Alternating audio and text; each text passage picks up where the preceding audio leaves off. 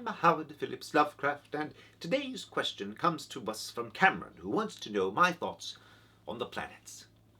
Now, as an amateur student of astronomy, this is a subject that I hold near and dear to my heart. I lived during a wondrous era when our understanding of the size and scope of the cosmos was changing at a rapacious speed. Our understanding of just how we sat in the great celestial dance was being adjusted and changed, and in the intervening decades between my death and today, the discoveries have become even grander, even more vast. One of the delights of being able to live during this age is to experience the deepening of our appreciation and our glimpse of the truth of the cosmos. But as to the question of the planets themselves, taken as a whole, they are a delight, a marvelous celestial dance, but even individually, there's much to be taken from each world. Mercury, of course, I have a sort of pity for. It's a small little planet. It sits right in the sun's glare, and yet it cannot even count itself as the hottest planet. No, that was reserved for Venus, which of course inspired my stories, and Venus, that hostile world, that hellscape that devours all probes, that resists all attempts to glimpse its surface.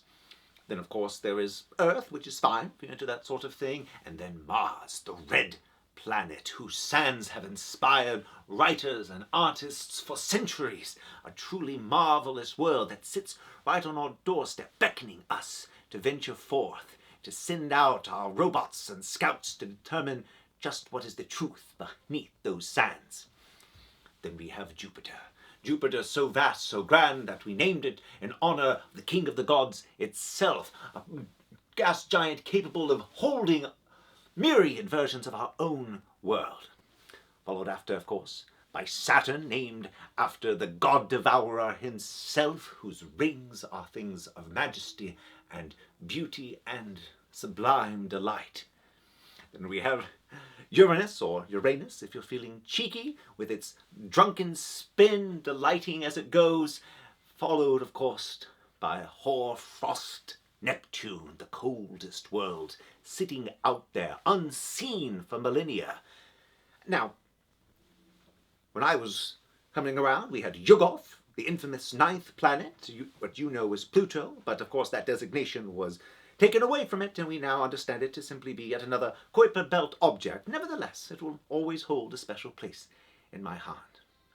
And then, beyond our solar system, nearly 5,000 other worlds have been discerned or inferred, these exoplanets, each of which holds a capacity for such wonder and strangeness, an ability to discover so much about the worlds beyond our simple human gaze.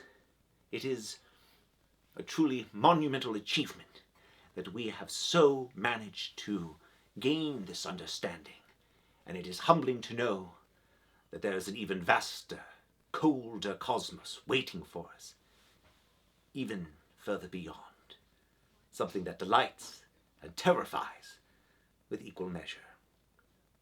I'm excited to see what future discoveries bring about.